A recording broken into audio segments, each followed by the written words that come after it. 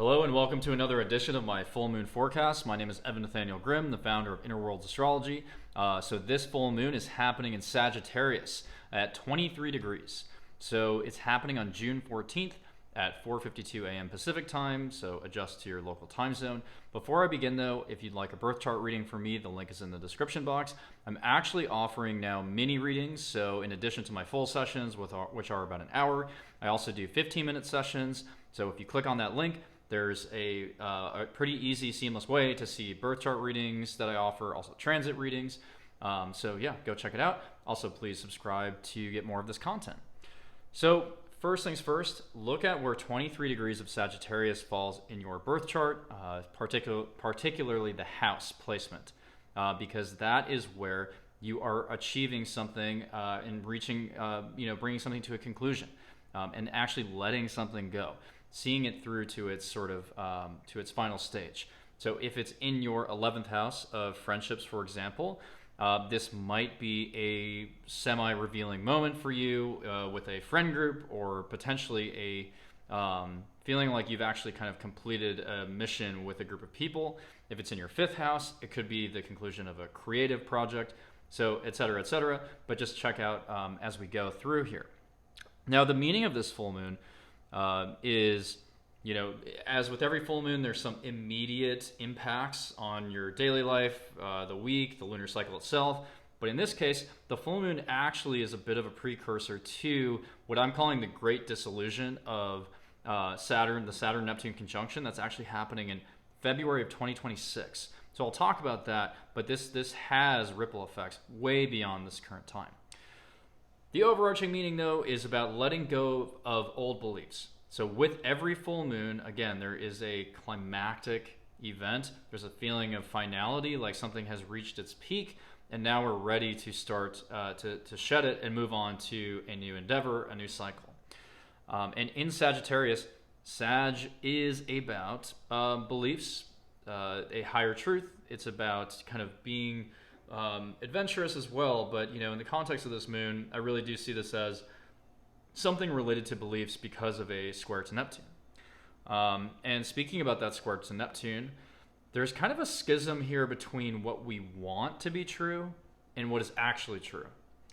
So this opposition that's playing out with the full moon is actually between Gemini and Sagittarius. Now, Gemini is concerned primarily with facts. Sagittarius is primarily concerned with beliefs. And Neptune is standing in the middle of this full moon, squaring both the sun and moon, asking us to maybe reconcile these things by trusting in the process, or trusting in something that is sort of abstract and transcendent. But of course, that can be very difficult when we're dealing, again, with Gemini, which is really about X's and Y's and Z's. With Gemini, with Mars being in Gemini for 7 months later this year, this could actually even be related to some, political debate, a local debate. I think there's debates happening all across countries, societies, that are, again, maybe feeling like they're hard to reconcile.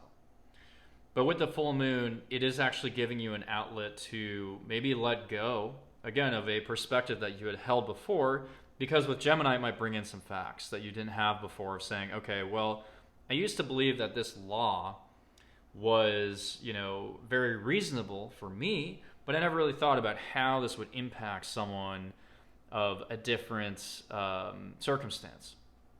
So in some ways, this actually could be eye-opening. And again, there's a perspectival shift. But with Neptune is not concrete. Neptune is very abstract. So don't be shocked if these debates take time. If these debates cause confusion, even greater confusion.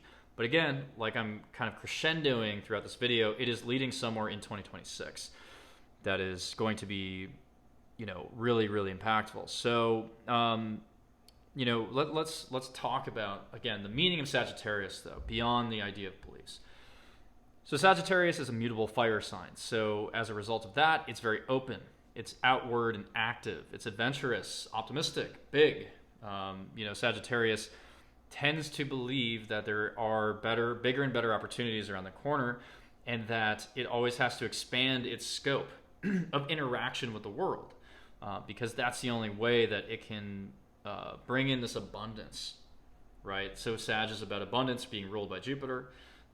So it's about an abundance of, usually of experiences, because those experiences, whether through traveling or education, they again expand that perspective that allows us to see the big picture.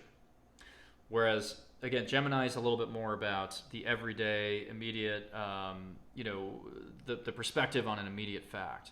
And then again, Sagittarius also rules the law itself.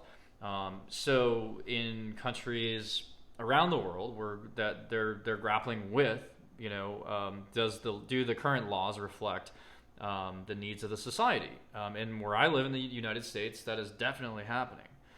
We have all kinds of, tragic events, leaks that are making people reassess and reevaluate again what is the efficacy of the current legal framework. So when we think about the rulership and what planets are especially impactful today or on this full moon, we have Jupiter, in Aries. Jupiter rules Sag, so it is the chart ruler. And in Aries, it's about a new belief system, replacing the old with the new.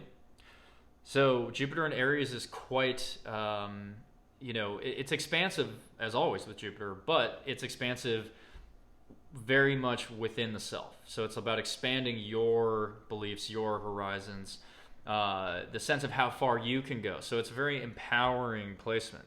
So I love Jupiter in Aries, and it's going to be here for most of the year. So continue to, again, open your mind to new perspectives that actually better yourself too. So it's about kind of a mutual exchange and mutually beneficial relationship where the laws progress and maybe I progress as well.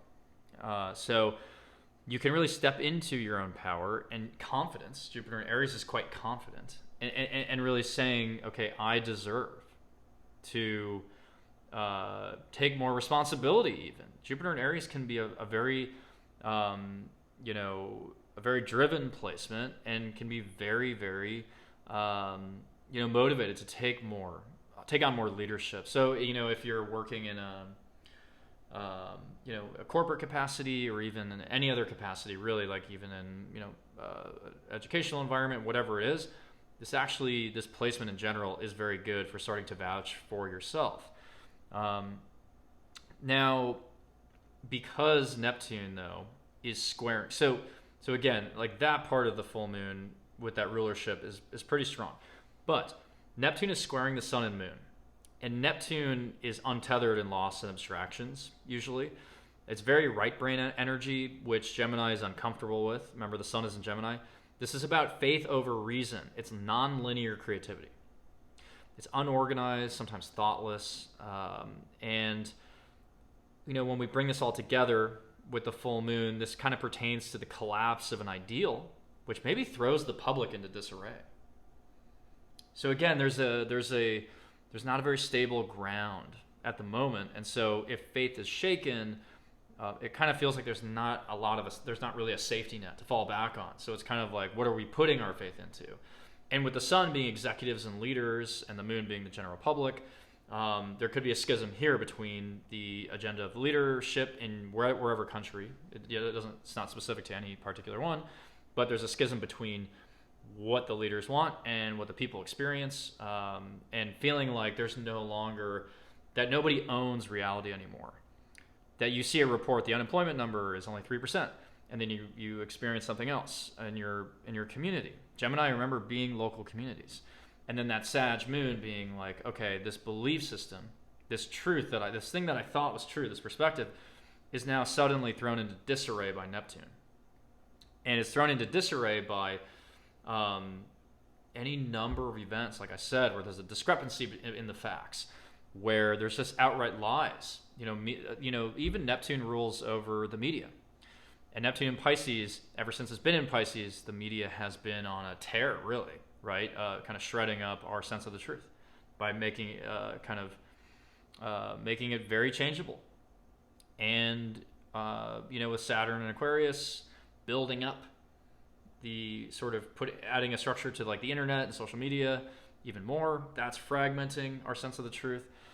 So I just kind of see this as a mess. It's really just like a kaleidoscope that nobody can quite make sense of, but they know that something is wrong. Again, there's like maybe even a bubble that's being burst of like these truths that I've been told my entire life are now being,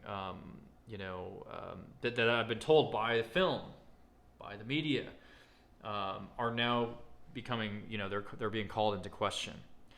And Neptune can also be even a little bit of exhaustion. So maybe it's just attrition, this feeling of like, okay, I can't really go along with this belief anymore because it would just be a lie. Or someone else, again, I'm just giving up my argument. But yeah, with this Gemini-Sag axis, I just see this as like a debate. That's just like full on. Saturn is also playing a role here, though. It's in a much more harmonious relationship with the sun and moon. So we're not surrendering these beliefs without value. Saturn can help us build and commit to something to put in its place. Jumping ahead to the Venus-Uranus conjunction that's still happening here could mean that the markets are in a little bit of turmoil, especially in the cryptocurrency area. It's just chaotic, and there's seemingly random market swings. So Uranus is random, well, by and large. It doesn't really mean like that there's a non-randomness of randomness, probably, right? You could figure it out, but like the sequence to the everyday person is not going to make sense. So the markets by Monday could be surging, by Tuesday it could be collapsing. We don't really know. Valuation is uncertain. So crypto will continue to wobble, I think. Even with Sagittarius kind of being about speculation, Leo tends to rule things like betting, but Sag can relate to these kind of similar things. And with Jupiter, it's almost like we're putting our faith in ourselves now. We're saying, maybe I don't trust the markets. Maybe I don't trust the values that are being presented to me. I'm going to do what I need to do to, make sure that I'm taken care of. Jupiter in Aries is going to prioritize the self and the needs of the self. It's going to believe that the self deserves to come first because Jupiter is about beliefs. So again, we're shattering beliefs here. Maybe it's partly a tear of the social fabric. Let's hope not. But I mean, the way that things have been progressing, it seems like that's the direction it's headed. I've even seen like recently politicians like unwilling to endorse their own candidate for president next time around. So there's like a loss of faith here. And maybe it's just like the theater, like the act is up, So maybe we're done pretending. Maybe we're done pretending and things are about to get a lot more real. And they definitely will be because Mars is conjunct to Chiron. I don't like this. This is also adding to the mess and the chaos. Mars conjunct Chiron in Aries, there's a vulnerability, a self-doubt, lack of self-acceptance, conflicts that could erupt. There's a sense of wounded masculinity even, of like, there's just a sensitivity here and taking things personally taking things as slights, upset about being let down, and even rejected. So there's like a sense of rejection in a lot of ways, and like maybe that, again, the structures that are in place are not like pulling their weight, they're not coming through, and so it's like we have lost the faith and we need to restore it some other way. And so if we can't restore it with the institutions, then we have to think local, we have to think personal, and maybe we just need to reset. So this brings me to my last point, which is that this full moon, while there are implications for today and tomorrow and next week, we are also setting up the stage for 2026. And I know that sounds very radical, but it's true. Now, there is a major conjunction happening in February 2026 that I'm calling the Great Dissolution. It's the conjunction of Saturn and Neptune. This happens every so often, every few decades. And so it's not, that in of itself is not necessarily anything to write home about, but it's happening at 0 degrees of Aries, which is the beginning of the zodiac. Not just the first sign, but the first degree. And what's happening on this full moon is that both Neptune and Saturn are at 25 degrees. 25th degree is a degree of Aries. And they are at 25 degrees anyways before this full moon, but why does it matter now? It's because Jupiter is the chart ruler of this full moon, and it's in Aries. And this is the last time Jupiter will be in Aries before this 2026 event.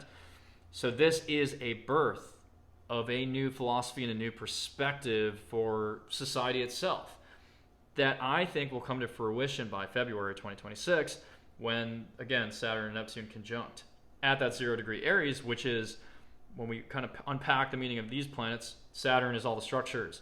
It's all the social customs and norms that we adhere to. And Neptune is, again, it's about dissolving. It's abstract. It's nonlinear. It's not structured at all. And so this creates a kind of a wobble. And it's like the Jenga set, boom, it's starting to fall a little bit. And so, it's 0 Aries, it's just a entirely new system that comes out of it. So I think that's when the faith, quote unquote, that we may or may not have in the establishment completely washes away. And the cracks have already been forming since Pluto's been in late Capricorn. But, around that time, Pluto will already be in Aquarius. So the energy of Aquarius of, for example, thinking more progressively, thinking about the individuals within the society, the individual needs, the needs of the collective, that will already be activated. And so, it seems pretty clear to me that we're dissolving established systems by 2026, that the Pluto return, everything that's been happening this year is just kind of presaging that time. So that's really, to me, like a major climax where, there's a new perspective and a belief and maybe even a new legal architecture or like sort of constitution that just kind of crop up around the world. New perspectives that permeate society. So it could be like right now we're letting go of those beliefs with that Sag full moon and clearing the way for more enduring, authentic, more evolved perspectives that can support a new society. So this could be also a moment in 2026 of like bureaucratic systems being demystified and exposed. So Neptune's been in Pisces, just creating this rumor mill, whether it's through the media or online, and designing the system, this hall of mirrors, where nobody, again, can really definitively say what's happening. And so I think once Neptune comes into Aries, it loses some of this mystifying power of Pisces, where it's almost like this seeming ritual, right? Where it's like we're just being led into the fog. Once it's in Aries, I think the mask comes off. And so what we're going to see, I think, is weak, quote unquote weak, meaning structurally unsound societies collapse. There's a potential for consolidation. The last time Saturn and Neptune conjuncted, we had the fall of, the USSR and, communism. And so we started to see more other organizations kind of molding in their place. So this could be a disillusionment, which prompts a reset of sorts. So this full moon has a connection to that time and that point. And again, you have to think about the numerology of all of this. So on top of it, Gemini and Sag are at 23 degrees, which is an Aquarian degree. So again, there's a preview here, an implication around the needs of the collective. And maybe that the power dynamics kind of flip at that point, where the collective now says, we've given up. We've given up believing that, the people in power have our best interests looking out for us. And so now we are more empowered to demand justice, or demand, again, like our own legal kind of framework. So anyways, that is the full moon in Sag. Again, think about where this falls in your chart. Think about that 23rd degree of Sag specifically. Think about what types of, again, perspectives you kind of feel like have worn thin for you, and what sort of legislation and beliefs of the society align or not, or are out of step with you.